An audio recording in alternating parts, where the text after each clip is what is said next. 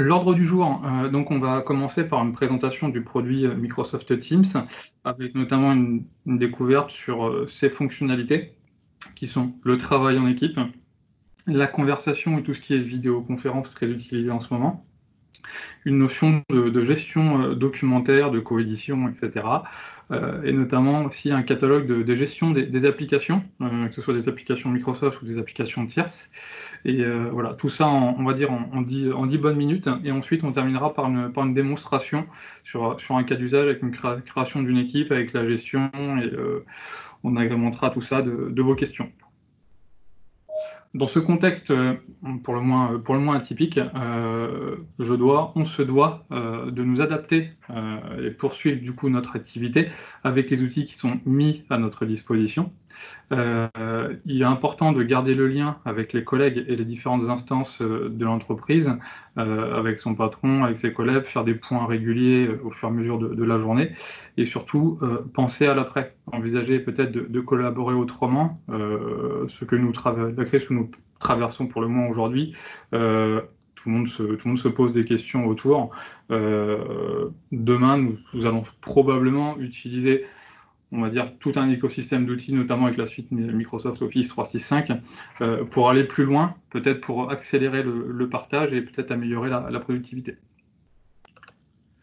On parlait de la suite Office 365, voici un screen des différents outils que vous avez. Si vous avez aujourd'hui Office 365, ces outils-là sont natifs dans la suite, en fonction des différents plans de licence que vous avez. Mais aujourd'hui, voilà, vous avez beaucoup de briques, beaucoup de logiciels. Donc, parmi les plus connus, notamment la partie Outlook pour votre messagerie, Excel, Word, PowerPoint pour créer le contenu. Tout ça autour d'une solution, autour d'une licence que votre employeur vous a mis à disposition. Aujourd'hui, malheureusement, dans la plupart des cas qu'on rencontre chez Zatec et chez Triad, ces applications sont utilisées de façon unitaire. Il n'y a pas de liaison entre ces applications, ce qui fait qu'on peut rapidement perdre du temps et se perdre dans toute la richesse de la suite que Microsoft nous met à disposition. Maintenant, avec Microsoft Teams, ça va passer par une évolution de la productivité, c'est le principal intérêt. Donc, le contexte aujourd'hui, pour être compétitif, les organisations doivent plus ou moins se réinventer. Ça passe notamment par une digitalisation des processus. Voilà, essayer de transformer en quelque sorte les différents workflows qui étaient faits en interne avec les prises de décision, etc., pour pouvoir collaborer un peu autrement. L'objectif, c'est d'avoir un outil qui est personnalisable, de ne pas avoir une brique qu'on pousse à tout le monde pour forcer les gens à travailler en ce sens.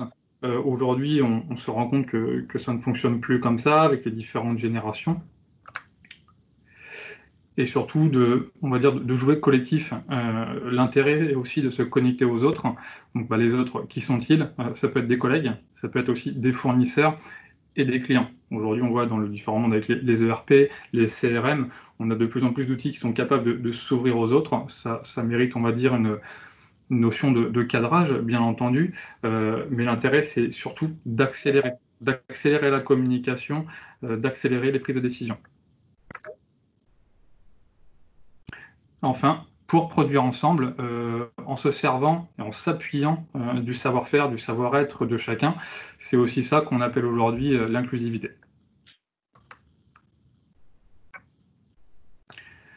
Microsoft Teams, donc, c'est quoi?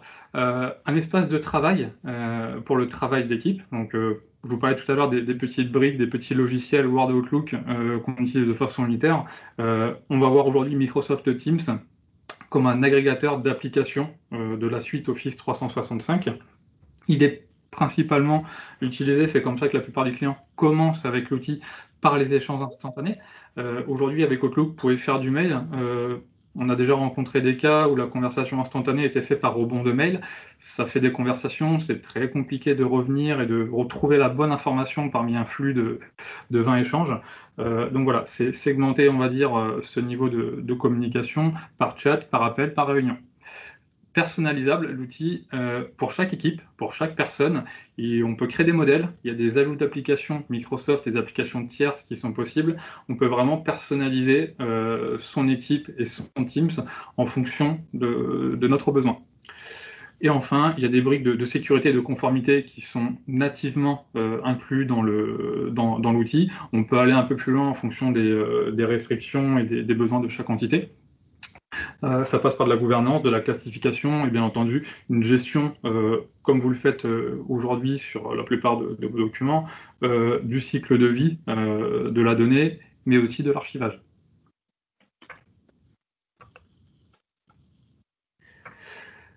Les 4 principales fonctions de l'outil, donc ce sont l'agenda, la communication, la coédition documentaire, et la personnalisation.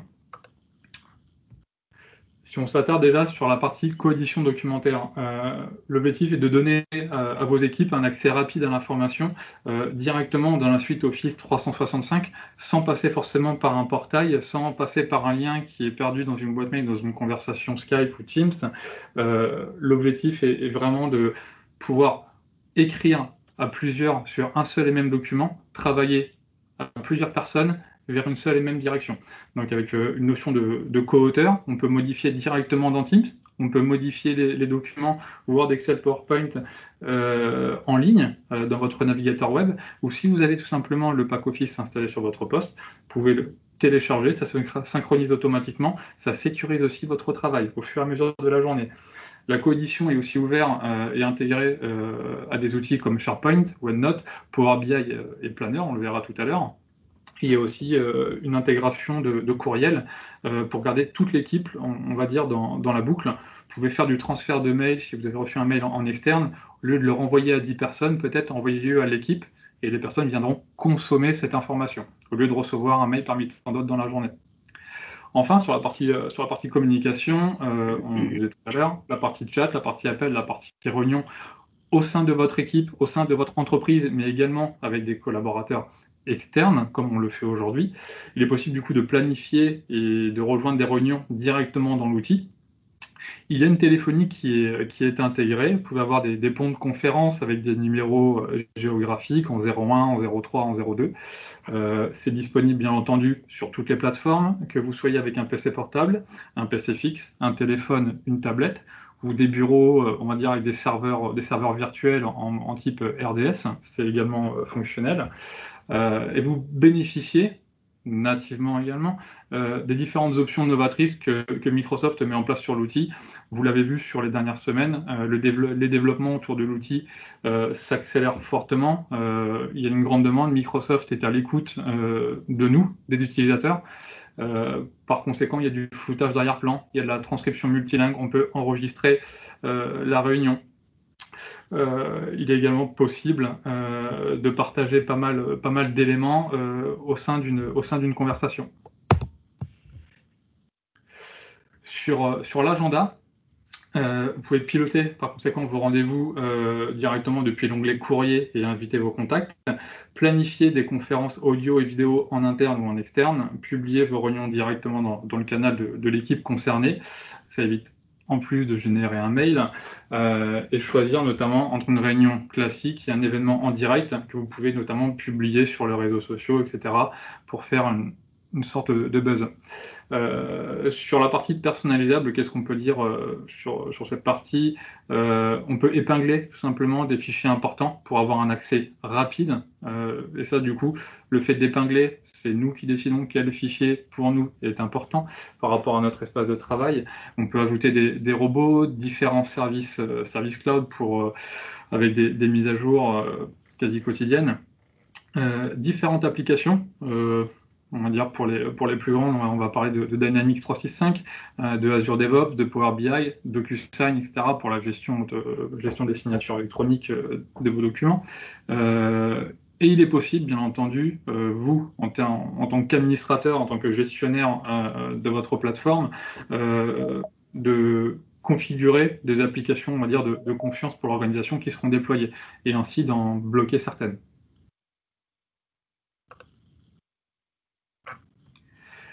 La présentation du menu Teams, pour ceux qui l'ont déjà ouvert, vous allez avoir forcément 4-5 briques sur le côté, activité, conversation, équipe, réunion, fichier. C'est dans la barre d'accès rapide.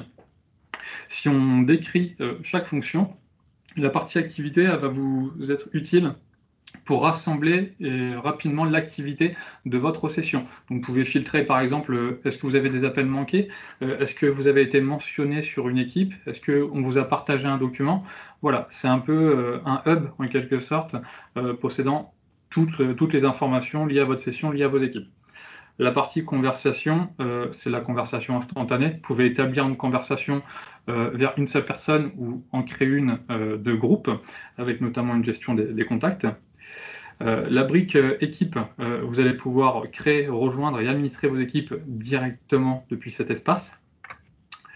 La planification de la réunion, il y a une mise à jour qui est passée il y a quelques semaines. Maintenant, l'interface de gestion des réunions est vraiment très aboutie, très intéressante. Vous pouvez planifier, rejoindre une réunion, créer des événements en direct.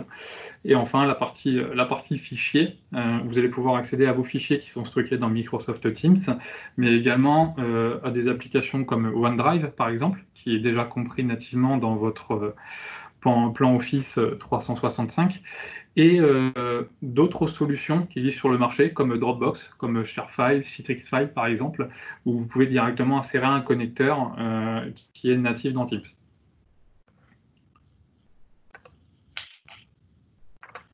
Sur la présentation des paramètres, quand vous allez ouvrir Teams, on va le voir après dans la démo, tout en haut à droite, vous avez une petite photo, si vous en avez mis une sur votre portail Office, sur votre boîte mail, ou alors vos initiales. Moi, par exemple, ça aurait été RL à la place de ma photo si je n'en avais pas mis.